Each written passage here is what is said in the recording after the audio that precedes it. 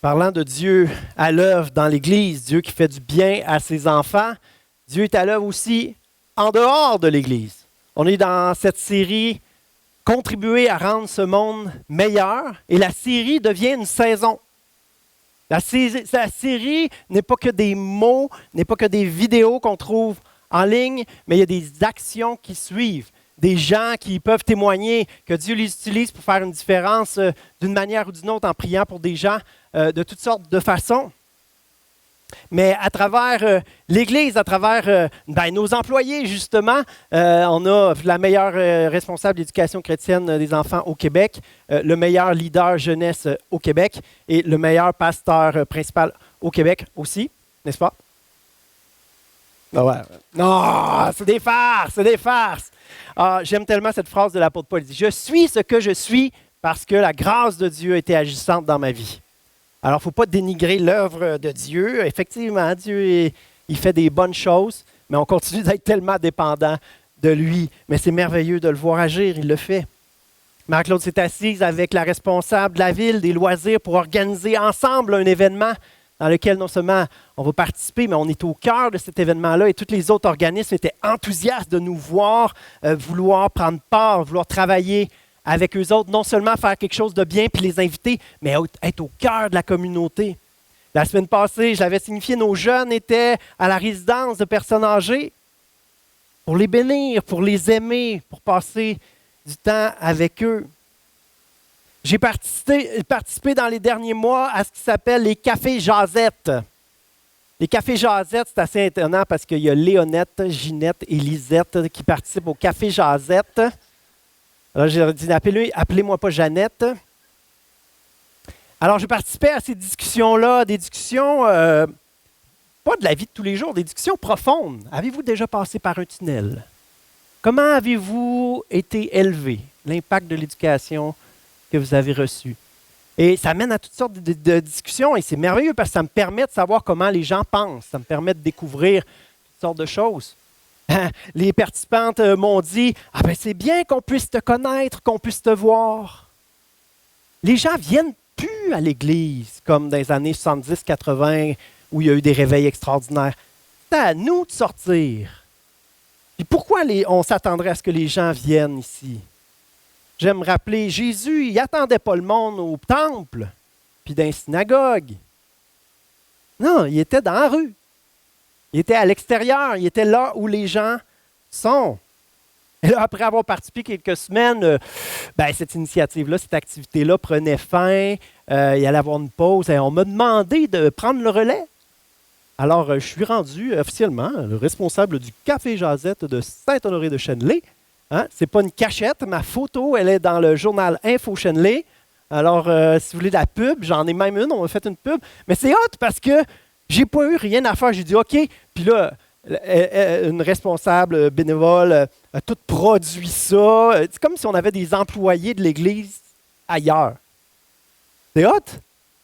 Fait que là, je me dis, pourquoi qu'on travaille comme des fous à tout faire nous-mêmes alors qu'eux sont prêts ils aimeraient ça avoir des gens qui veulent faire quelque chose, qui veulent aider, puis là, ils sont prêts à travailler, puis nous soutenir, puis on fait une fête à l'église, on paye des jeux gonflables, on paye plein de choses, mais là, on le fait avec la ville, c'est eux qui vont payer les jeux gonflables, c'est eux qui payent tout. Mais pourquoi on ne l'a pas fait avant? Merci Seigneur de nous avoir fait réaliser. Merci Seigneur d'avoir mis dans le cœur du leadership de l'Église, d'avoir fait jaillir ça de toute l'Église. C'est le fait qu'on était rendu à une étape où il faut arrêter de se flatter, de se dire on est heureux ensemble, on vit des bons temps fraternels. Il faut arrêter de juste recevoir des enseignements puis se nourrir tellement qu'on est rendu obèse spirituellement de connaissances et on ne s'active plus, on est déconnecté du monde. Juste prier entre nous, et là, on s'est éclaboussé de postillons mutuels. Après avoir prié pour quelqu'un, va bénir la personne. Sinon, à quoi servent nos prières? Hein? Tu pries pour quelqu'un, le Seigneur ne te met pas une parole pour cette personne-là, un encouragement pour cette personne-là. Il faut que les bottines suivent les babines. Vive la prière, les victoires se remportent là. Mais il faut que les bottines suivent les babines. Alors, il se passe plein de choses. Opération sac à dos, j'ai hâte, ça va être une deuxième année. J'ai hâte de voir si on va se faire...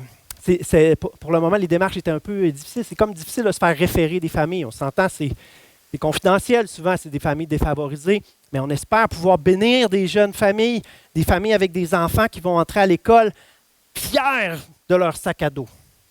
Il n'y a pas d'amis qui vont dire « Ah, t'as un vieux sac à dos lettre. » Non, ils vont arriver avec un beau sac à dos neuf, avec des fournitures scolaires neuves, comme toutes les autres. Le marché de Noël, on n'arrêtera pas ça. Hein? L'année passée, il y avait quoi? 18 kiosques. C'était plein de monde, il y avait de l'ambiance, il y avait de la joie dans la place. Les gens découvraient que, wow, OK, vous autres ici, là, ça avait de l'air d'une secte, là, mais finalement, vous aimez Jésus, puis vous aimez la joie. Hein? C'est bien. Il y avait une belle petite chorale de Noël. Parlant de chorale de Noël, parlant de centre d'hébergement, moi, j'ai été infirmier en hébergement et c'est quelque chose que j'ai déjà fait, d'aller chanter avec ma famille, quelques cantiques de Noël et avec le piano. Mais c'est quelque chose que je veux faire cette année. Alors, je vous lance tout de suite l'invitation. Je vais avoir besoin de quelques chanteurs. On va se faire des cahiers de tunes qu'on connaît déjà toutes. On va aller là-bas. On va avoir quelques cahiers pour ceux qui sont capables de lire et qui vont chanter avec nous. On va mettre de la joie dans la place. C'est la priorité. L'Église était là. Arrêtez d'être centré sur nous-mêmes pour bénir, pour contribuer à rendre ce monde meilleur, pour briller, pas juste dans l'Église, à être aveuglé, pour répandre du sel partout et non pas juste dans l'Église où là, la bouffe est rendue trop salée. Il faut aller répandre tout cet amour que Dieu nous donne. Et c'est un principe du royaume. C'est un principe du royaume que quand on donne, on reçoit.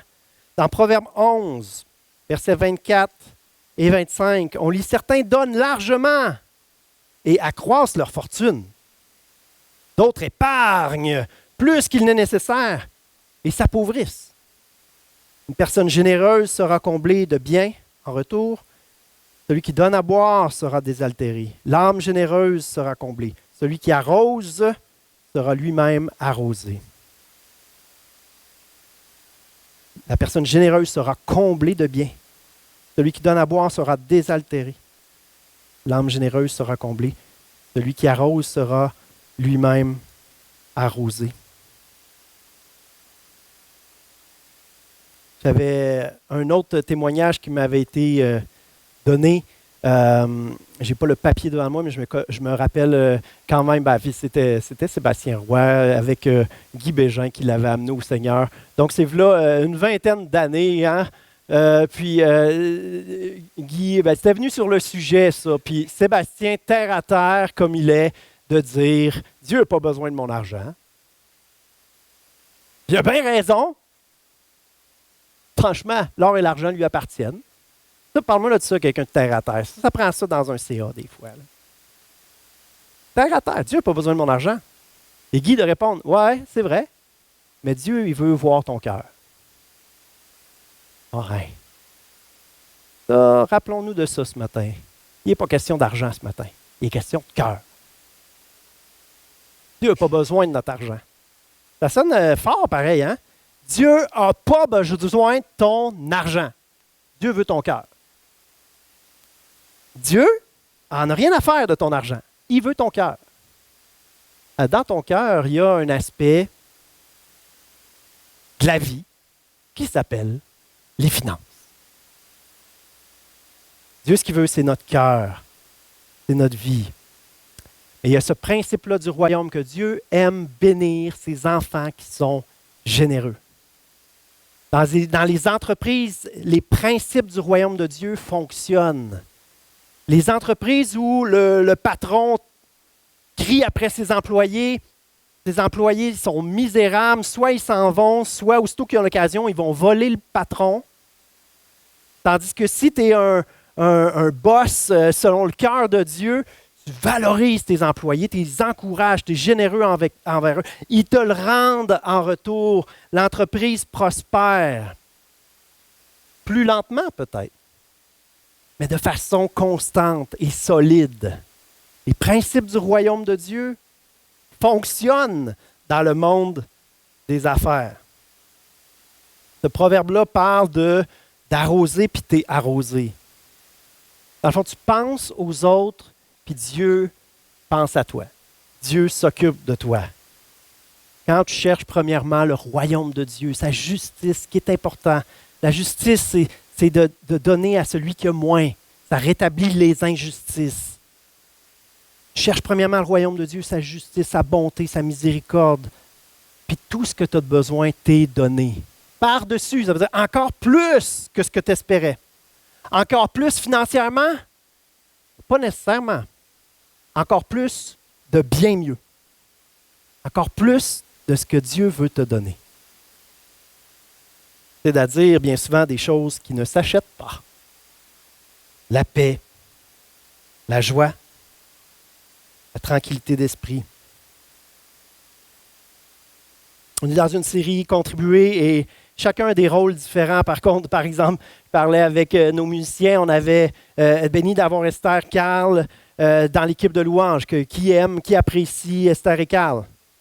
Qui sait qu'ils ont 3 tout petits? Alors, parfois, peut-être que quelqu'un doit s'occuper des 3 petits pour qu'on puisse bénéficier d'Esther et Carl. Qui apprécie la personne qui va garder un œil sur les 3 petits? Ah, bien oui, parce que si elle n'était pas là, on n'aurait pas de Carl et Esther. Chacun contribue d'une manière différente. Et on a besoin de tous et chacun. Puis tantôt, je vantais les mérites des extraordinaires employés qu'on a. Puis je ne suis même pas gêné de le dire parce que c'est vrai. On est bénis, on est gâtés, pourris d'avoir des gens surqualifiés qui gagneraient des salaires vraiment excellents.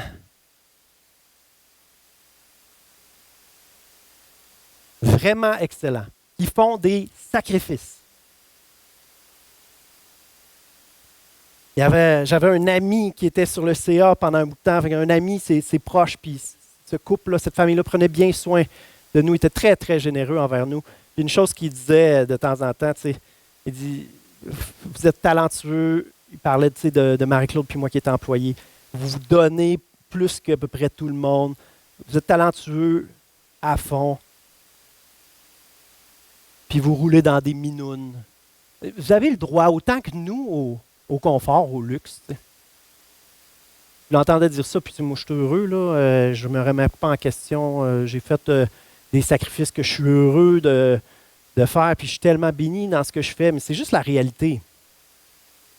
On est en réaction souvent aux églises américaines à l'évangile de prospérité. Donne 10 000 $ et tu auras ta guérison. Non. Donne 10 000 $, Dieu va bénir ton entreprise avec 500 000 $ dans les 5 prochaines années. Ça, c'est l'évangile de prospérité, des promesses. Non, on n'achète pas Dieu. C'est pas, ah là, je donne tant, là, t'es bien mieux de me bénir, hein? Non. On ne fait pas de la business là, avec Dieu. Là. On donne avec cœur. Puis j'aime dire, tu sais, à des gens, donne un petit 5$ par mois. Puis tu vas développer une joie à donner. Seigneur, c'est ce que je peux donner en ce moment, je le donne.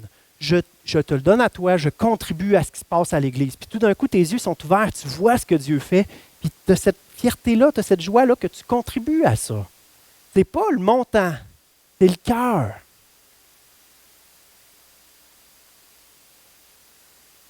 Écoute, on va te faire prendre le micro, Jonathan. Jonathan, le jeune marié qui a un bébé. Ouais, mais c'est parce qu'on ne t'entendra pas dans l'enregistrement. Est-ce que quelqu'un a le micro? Ouais. Garde ton doigt sur le mute. Ouais, garde ton doigt. Il va allumer. OK, good. C'est bon? Allô, allô? Bon, hey, bonjour tout le monde, mon nom c'est Jonathan. Juste un petit témoignage. Moi, je viens d'avoir un enfant il y a 1 mois. Puis, on a été bénis, on a eu beaucoup de cadeaux, très chanceux. Puis, dans les plus beaux cadeaux qu'on a eus, ça a été quelqu'un qui n'avait pas d'emploi, qui n'avait pas de travail. Il nous a fait un cadeau qu'il y a eu pas dans les vidanges, mais dans les choses recyclées. Puis dans le fond, ce que j'ai remarqué, c'est le cœur de la personne. Tu sais, cette personne-là avait rien, puis elle donnait, dans le fond.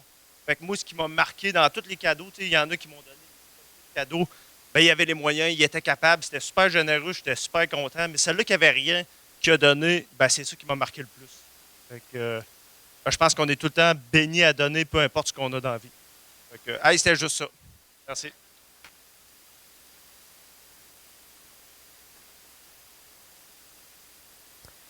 Le titre du message, je pense que je ne l'ai pas dit, c'est de donner librement.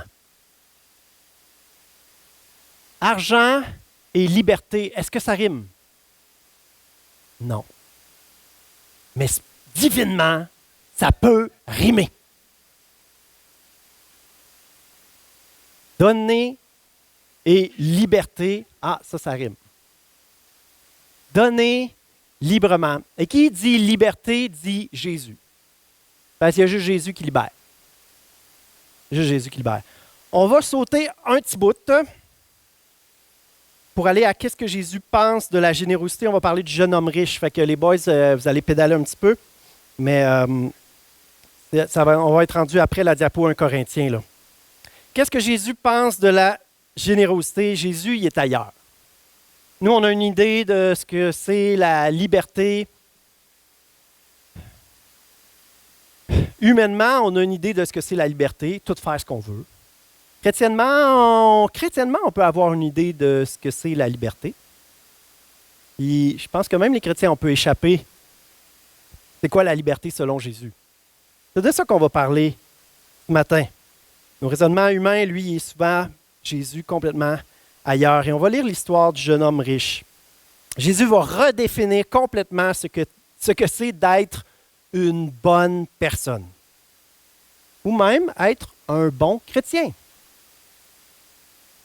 Dans Marc 10, on lit cette histoire. Comme Jésus se mettait en route, un homme vint en courant, se jeta à genoux devant lui et lui demanda « Bon maître, que dois-je faire pour recevoir la vie éternelle? » C'est un bel objectif, ça. Jésus lui dit « Pourquoi m'appelles-tu bon? Personne n'est bon à part Dieu seul. » On va attendre un petit peu. Le gars, il manque quelque chose, là. T'sais? Il court. Normalement, quelqu'un de riche, quelqu'un de notable dans cette société-là ne courait pas. Lui, il court, il se jette aux pieds de Jésus. Il n'est pas sûr s'il y a la vie éternelle. Et là, il appelle Jésus bon maître. Tout de suite, Jésus va réagir à ça. Il dit, pourquoi m'appelles-tu bon? Dieu seul est bon. Nous, on sait que Jésus, il est Dieu. Jésus, il est bon. Mais il sait que la personne arrive avec cette idée-là qu'elle s'adresse à un enseignant, un sage, à un être humain. Parce que Jésus était humain aussi. Ça prenait une révélation pour comprendre qu'il était Dieu. Alors, il l'appelle bon maître. Puis Jésus, non, si tu t'adresses à l'être humain que je suis, attends un peu, Dieu seul est bon. Dieu seul est bon. Rappelons-nous de ça. Être une bonne personne, c'est peut-être pas ce qu'on pense. Alors, Jésus lui répond, tu connais les commandements, hein? Tu ne commettras pas de meurtre. Ouais. Tu ne commettras pas d'adultère. Non. Tu ne voleras pas. Mais non. Tu ne prononceras pas de faux témoignages contre quelqu'un. Tu ne feras pas de tort à personne. Tu respecteras ton père et ta mère. L'homme lui répondit, Maître, j'ai mis en pratique tous ces commandements depuis ma jeunesse. J'aime cette phrase-là. Jésus le regarda avec amour et lui dit, une seule chose te manque. Va, vends tout ce que tu as et donne l'argent aux pauvres. Ainsi tu auras un trésor dans le ciel, puis viens et suis-moi. Mais lui, à ces mots, s'assombrit et il s'en alla tout triste parce qu'il avait de grands biens. Jésus regarda ses disciples qui l'entouraient et leur dit, « Ah, comme il sera difficile à ceux qui ont des richesses d'entrer dans le règne de Dieu. » Les disciples étaient troublés par ces paroles. Parce que c'est un bon gars, ce jeune homme riche-là, non? Jésus leur dit encore, « Mes enfants, comme il est difficile d'entrer dans le règne de Dieu, il est plus facile pour un chameau de passer par le trou d'une aiguille que pour une personne riche d'entrer dans le règne de Dieu. » De plus en plus étonnés, les disciples se demandaient entre eux-mêmes, « Mais alors, qui peut être sauvé? » Jésus les regarda et leur dit, « Pour les êtres humains, c'est impossible, mais non pour Dieu, car tout est possible pour Dieu. » Je veux affirmer quelque chose tout de suite. J'ai déjà entendu dans des prédications qu'il y avait une porte à Jérusalem qui s'appelait la porte d'une aiguille. Et un chameau devait se pencher vraiment beaucoup pour rentrer dans la porte de l'aiguille. C'est faux! C'est une idée ridicule qu'à un moment donné, peut-être un théologien, un prédicateur a eu l'idée de dire et qui s'est propagée. Dans l'histoire, dans les recherches archéologiques, dans la Bible, il n'est jamais question d'une porte qui s'appelle l'aiguille. Cette expression-là, ça veut dire, c'est comme chercher une aiguille dans une botte de foin. Ou ça va arriver la semaine des 4 jeudis. Ah, quand les poules auront des dents. C'est ça que ça veut dire. Ça veut dire que c'est impossible. C'est pas, ça prend beaucoup d'efforts, c'est impossible. Le jeune homme riche a beau être intègre dans ses affaires. Il a beau pas faire de tort à personne. Il a beau prendre soin de ses parents. Il a beau avoir vraiment une bonne vie honorable, être un bon chef d'entreprise aussi, il fait prospérer les choses. Ce n'est pas d'être une bonne personne qui fait aller au ciel. Personne est bon. On ne peut pas être une bonne personne. On peut faire des bonnes choses, mais on ne peut pas être une bonne personne. Romains 3, 23 dit « Tous ont péché, même le jeune homme riche, et sont privés de la présence de Dieu. » Qu'est-ce qui change tout dans l'interaction que Jésus a avec le jeune homme riche? Qu'est-ce que Jésus lui demande? Va, vends tout ce que tu as, donne-le aux pauvres et suis-moi. Rappelons-nous de ça. Ce qui change tout, c'est de suivre Jésus. Le seul bon être humain qui a marché sur la terre. Pas juste parce qu'il a fait des bonnes choses, parce qu'il était bon. Ce qui change tout, c'est de suivre Jésus. Ça commence par se laisser sauver par lui, se laisser aimer par lui. Jésus le regarda et l'aima. Va, vends tout ce que tu as, puis suis-moi. Vis sous mon regard d'amour. Vis sous mon regard d'amour. C'est des bien plus grandes richesses que celles que tu peux obtenir avec ta business.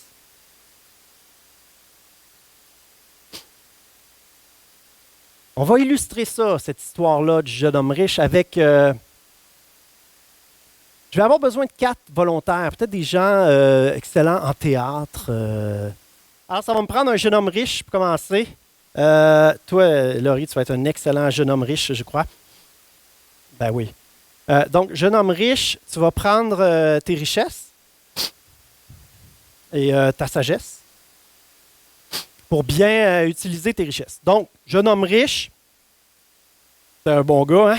Fait que dîme, c'est bonne pour en mettre 2. Ouais, dîme. Va voir en arrière, là, et c'est où dîme, là? Ah, en plein centre. Bon, ouais, t'en mets 2 à dîme. C'est un bon gars. Fait que c'est sûr que le pharisien considérait comme un bon. Besoin de base, avec les revenus qu'il a, pour lui, besoin de base, c'est simple, ça en prend un. Hein? Investir, c'est un bon homme d'affaires, donc il investit dans son entreprise. C'est-tu au bout là-bas? À gauche ici, ça en prend 3 certains, parce que de toute façon, tu donnes tout aux impôts si tu n'investis pas. Non, mais c'est vrai, là. Je ne connais pas beaucoup ça, mais je sais que c'est vrai. Confort et plaisir, lui, il est tellement riche que là aussi, ça en prend rien qu'un. Puis, qu'est-ce qu'il fait, lui? Il met tout dans les bonnes œuvres. Il donne-y le plat au complet. T'en as amené 2 autres. Hein? Il prend soin de ses parents. Puis, bonnes œuvres, on s'entend, là, prendre soin de son couple, prendre soin de sa famille, faire du bien, donner aux pauvres, toutes les bonnes actions. C'est très bien. On peut applaudir notre jeune homme riche. Alors, on va ramasser tout ça. Puis on va passer au bon chrétien. Amélie, tu vas être un excellent bon chrétien. Bonne chrétienne. On applaudit la bonne chrétienne.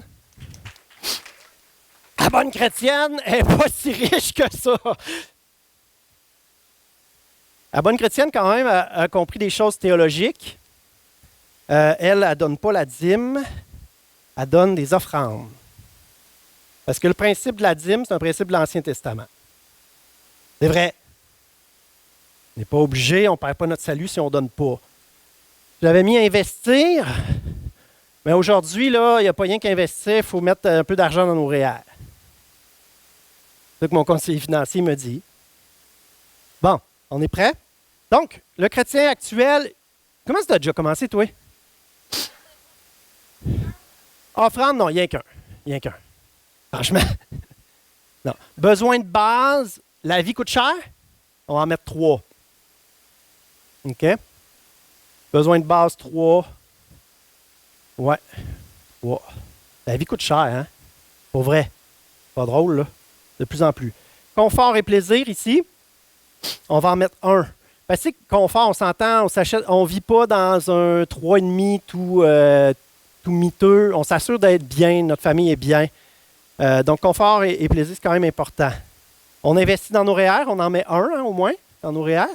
Là, tu en as mis 2. Non. On n'est pas si économe que ça. Et bonnes œuvres. Il nous en reste un pour bonnes œuvres. T'en reste encore? Oui, t'en reste combien? 5? On est donc bien riche. Mets-en 3 dans confort, plaisir. Confort. Mais dans les REER. Ah, bonnes œuvres. Mets-en bonnes œuvres, là. On est du bon monde. 3, là, parfait. REER, hein? Franchement. T'en reste? Mais, on est quand même riche. 3 dans les REER. Non, plaisir. Enlève REER, là. Plaisir.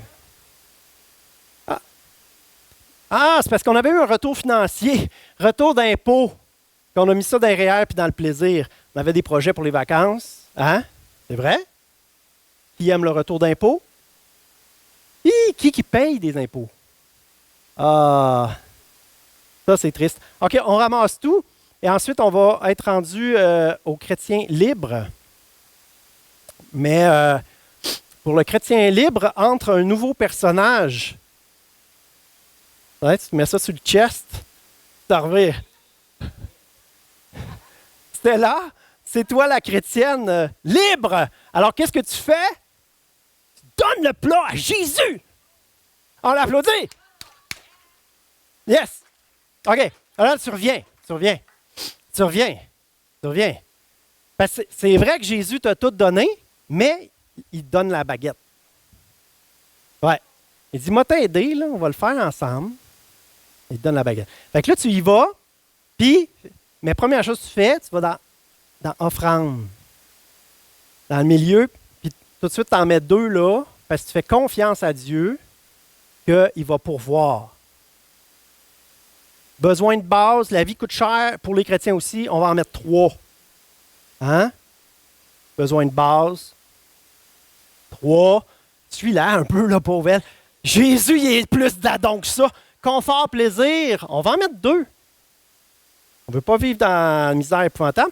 REER, on en met 1. Puis, bonnes œuvres, on va en mettre 2 aussi. Ouais. T'en restes-tu? 2, c'est le retour d'impôt, ça. Fait que, 1 dans l'offrande, puis 1 dans les bonnes œuvres. Qu'est-ce que vous en pensez? Ça a du sens? All right! On applaudit nos acteurs. Non, mais avouez que c'est bon pareil. Puis, je ne sais pas dans quel que vous vous situez, mais moi, ce qui est important pour moi là-dedans, c'est le fait que avec Jésus, on pense autrement. On pense autrement. On ne pense pas à être une bonne personne. Puis, ce qui est avec Jésus aussi, c'est que il nous laisse gérer. Il est de bons conseils. Mais il veut qu'on soit responsable et qu'on le fasse de nous-mêmes de bon cœur.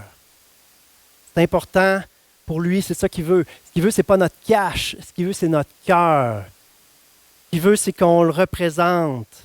La générosité, c'est un combat. Là, j'avais dit qu'il y avait du confort, hein, même pour le chrétien. On avait mis un beau petit feu d'ambiance. Hein? Prochaine diapo. La générosité, c'est un combat. Pour qui c'est le combat le plus intense? Pour celui qui a peu, ça fait mal. N'est-ce pas? Il y en a qui ont déjà connu ça. Puis de donner, malgré la... Pour ceux qui ont peu, ça fait mal. On vient de voir l'histoire du jeune homme riche, par contre. C'est plus facile pour ceux qui ont beaucoup? On dirait que non. Voyons. Surtout quand on a peu, surtout quand on a beaucoup. En fait, la générosité est un combat difficile pour tout le monde. C'est vraiment un combat difficile. Pourquoi c'est un combat difficile pour celui qui a peu? Parce que ça fait mal. Pourquoi c'est un combat difficile pour celui qui a beaucoup?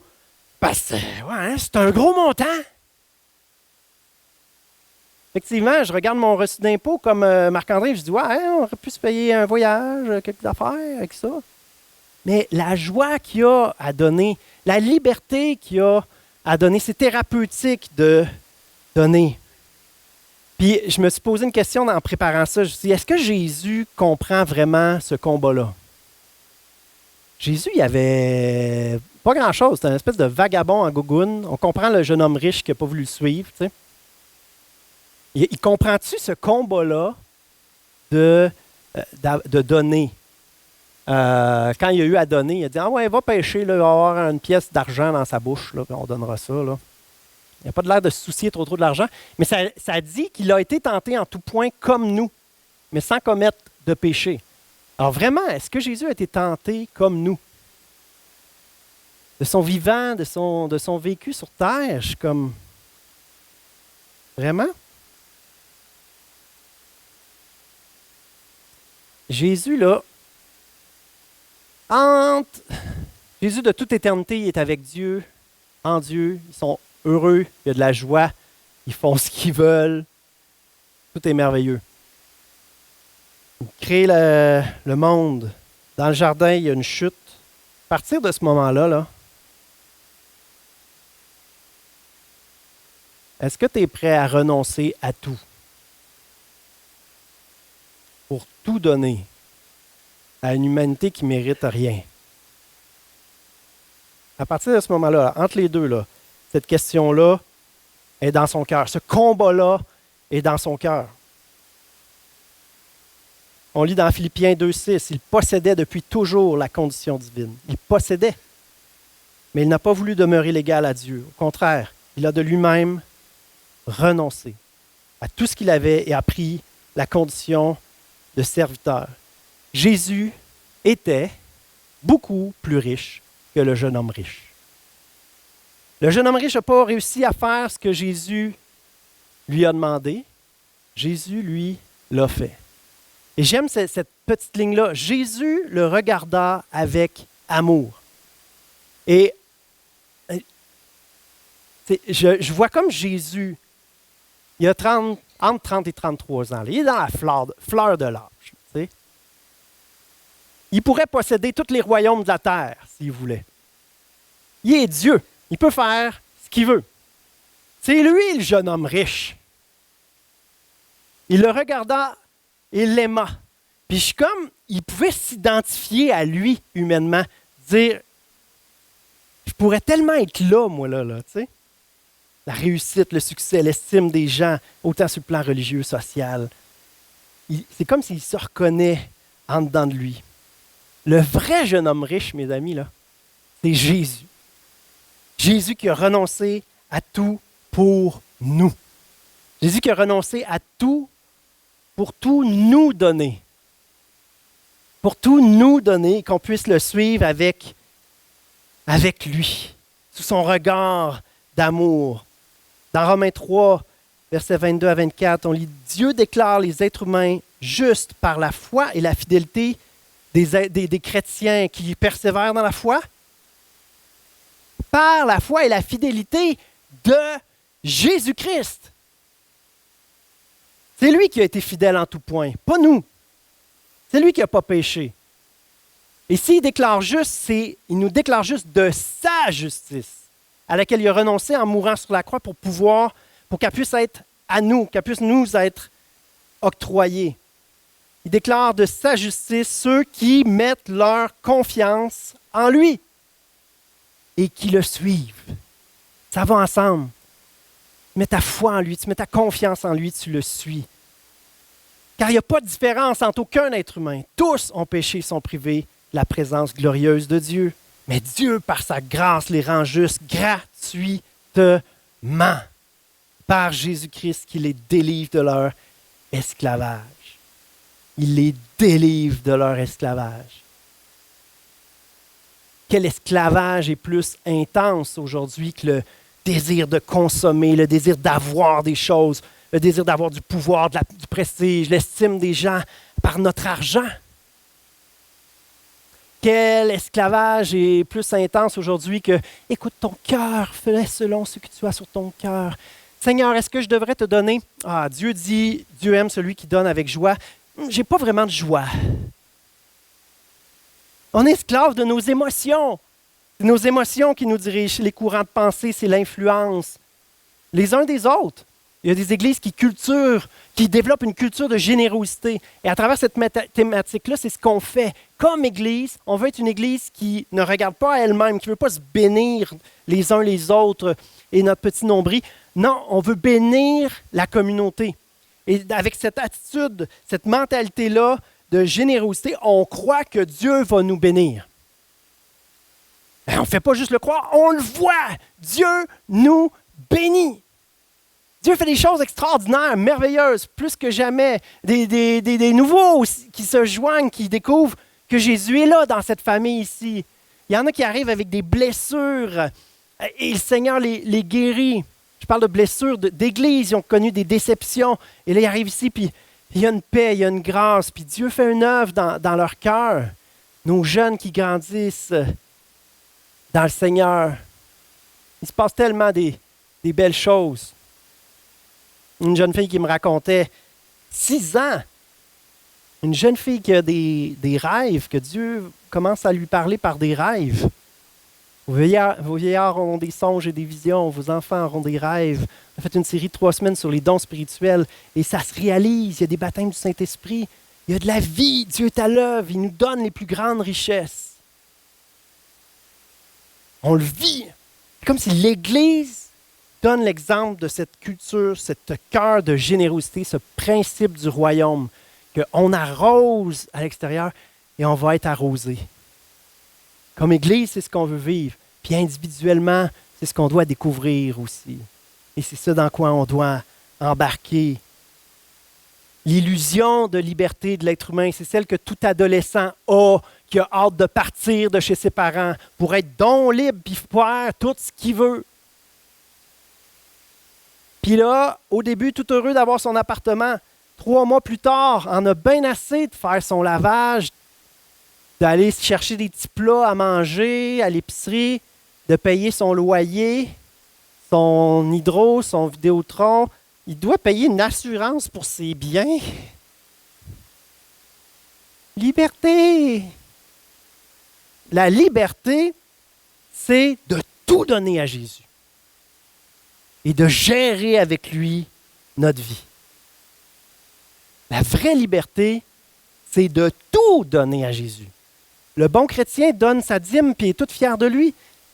C'est pas ça. C'est pas les bonnes œuvres. On n'achète pas Dieu en étant gentil. La vraie liberté, c'est de tout donner à Jésus et de tout gérer avec lui.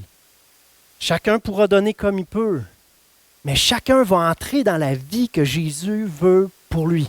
Une vie pleine et abondante, riche des plus grandes richesses spirituelles. Prions ensemble. Merci Seigneur pour ces principes puissants du royaume, mon Dieu. Merci que c'est pas une religion, Seigneur, à se faire fouetter dans le dos pour sortir notre portefeuille puis donner le plus de cash possible. Merci Seigneur qu'on n'est pas dans une église qui prêche un évangile de prospérité parce que les leaders veulent s'enrichir sur le dos du pauvre monde. Merci Seigneur pour ta sagesse, ta parole, ton esprit qui agit, qui construit l'Église, Seigneur. Merci pour le privilège de faire partie de ton Église. Merci pour le privilège de faire partie de l'Église ici, à Saint-Honoré, qui est saine, qui est en santé, et surtout dans laquelle on te voit agir. Et Seigneur, on veut contribuer à ce que tu fais. On veut vivre notre vie selon tes voies, Seigneur. On veut tout remettre entre tes mains. Tout remettre entre tes mains, Seigneur, et te suivre pour découvrir la vie riche et abondante que tu as pour chacun d'entre nous. Libère-nous, Seigneur. Libère-moi des marques du passé. Le Seigneur, celui qui a connu la pauvreté puis qui a gardé un esprit de pauvre, Libère cette personne-là. Fais-la réaliser que tu es un Dieu qui pourvoit. Qu'elle apprenne à te faire confiance. Seigneur, que celui, celle qui a eu du succès et qui s'est enorgueilli de ça, ramène dans son cœur, Seigneur, le fait que tout n'est que grâce. Que c'est toi qui donnes les talents. C'est toi qui donnes les opportunités, Seigneur. C'est toi qui donnes, qui permet les promotions. C'est toi qui donnes la santé. C'est toi-même qui donnes l'oxygène qu'on peut respirer à chaque jour. Merci, Seigneur. Change nos cœurs. Merci, Seigneur, pour cette Église qui prend vie. Et Saint-Esprit, ce qu'on veut, c'est la vie que tu donnes. Et Seigneur, s'il y en a qui sont un esprit religieux qui les fait se sentir coupables, puis qui les fait se dire qu'ils ne donnent pas assez, puis qu'ils devraient donner plus, Seigneur, je veux lier cet esprit-là au Dieu, puis dire de sacrer son camp d'ici. Il n'y a pas d'affaire ici. Je te prie, Seigneur, que ce soit dans une paix par ton esprit, que chacun, Seigneur, puisse avoir une mentalité beaucoup plus saine. Non seulement par rapport à l'argent, mais par rapport à nos vies. On veut remettre tout entre tes mains, Seigneur. Notre vie, notre temps, notre argent. Et toi, Seigneur, tu vas nous donner de gérer parfaitement nos besoins de base. Notre confort, Seigneur. Tu veux qu'on soit bien. Nos bonnes œuvres, tu vas nous diriger dans les œuvres préparées d'avance. Tu vas nous bénir, il va nous rester, Seigneur. Qu'on puisse bénir encore davantage et pour qu'on puisse soutenir notre belle assemblée dans laquelle tu nous as placés. Que ce sentiment d'appartenance, cet attachement, Seigneur, puisse se solidifier dans les cœurs. Parce qu'il y a tellement de bénédictions à être ensemble. Pour contribuer à rendre ce monde meilleur par ta présence en nous. Dans le nom de Jésus, Amen.